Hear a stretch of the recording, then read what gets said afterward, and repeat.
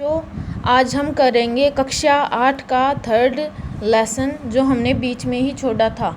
हमने संश्लेषित रेशों के बारे में पढ़ा था कि संश्लेषित रेशे कितने प्रकार के होते हैं, उनमें कितनी इकाइयाँ होती है, बहुलक क्या होता है। तो इसी कड़ी में आज हम पढ़ेंगे प्लास्टिक के बारे में।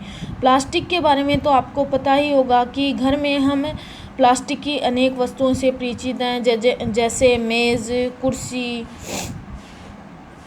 छोटे बर्तन, प्लास्टिक के डिब्बे, इस प्रकार अनेक वस्तुएं। तो संश्लेषित रेशों की तरह ही प्लास्टिक जो है वो भी बहुलक है, मतलब ये भी बहुत सी इकाइयों से मिलकर बनता है, यह भी बहुलक है।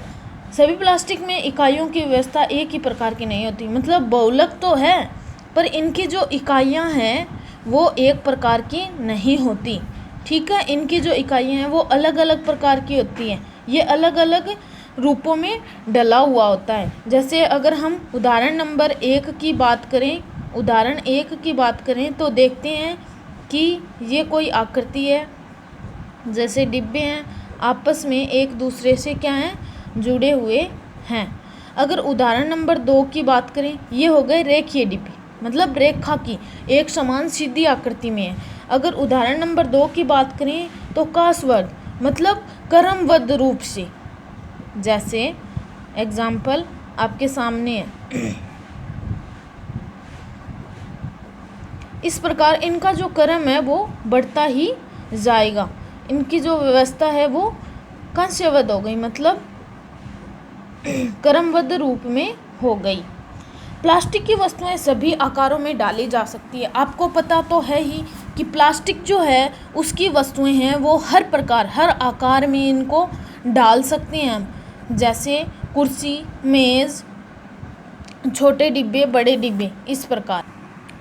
प्लास्टिक जो है उसको किसी भी आकार में हम डाल सकते हैं, किसी भी रूप में उसकी वस्तु को तैयार कर सकते हैं। जैसे ये क्या है, एक टब है, टब ले लिया, इससे इस प्रकार हम इसको चोर्स भी कर सकते हैं, मतलब इनका पुनर्चक्रण हो सकता है। प्लास्टिक जो है वो क्या होता है, पुनर्चक्रण वाला, इसे इनका पुनर्चक्रण हो सकता है। इसे रंगा और पिघलाया जा सकता है, मतलब इसे पिघलाकर किसी भी रूप में डाला जा सकता है।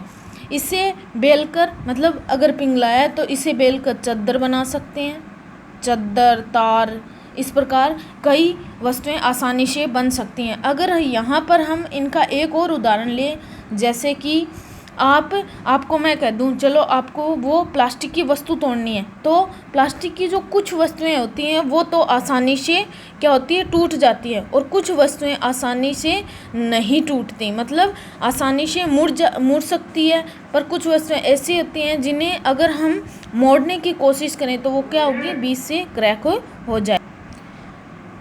इसी के अंदर अगर हम देखें कि प्लास्टिक की जो कुछ वस्तुएं होती हैं वो आसानी से टूट जाती हैं, मतलब आसानी से उन्हें गर्म कर विकृत किया जा सकता है, तो वो क्या कहलाती है, थर्मोप्लास्टिक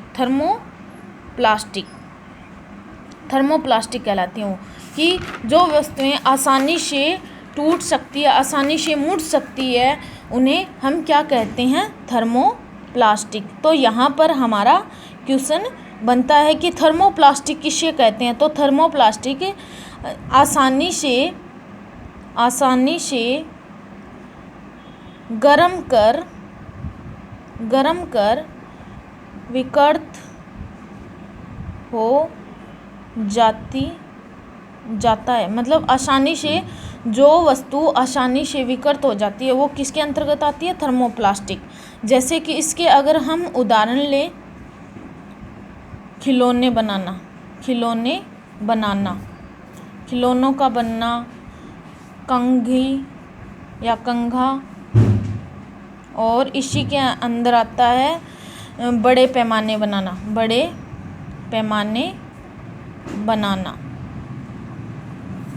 इस प्रकार ये थर्मोप्लास्टिक के क्या है, उदाहरण। दोबारा समझो, थर्मोप्लास्टिक किसे कहते हैं, थर्मोप्लास्टिक जो आसानी से गर्म कर विकृत हो जाते हैं वो थर्मोप्लास्टिक कहलाते हैं। इसी के अंदर हमारा जो अगला है वो है थर्मोसेटिंग।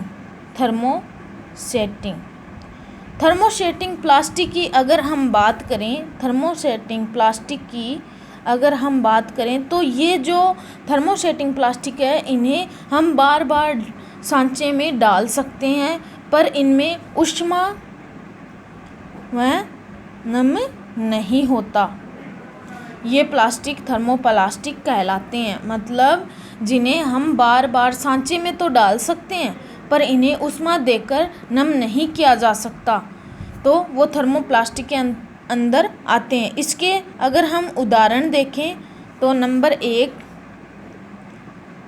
बेकेलाइट और नंबर 2 मेलामाइन।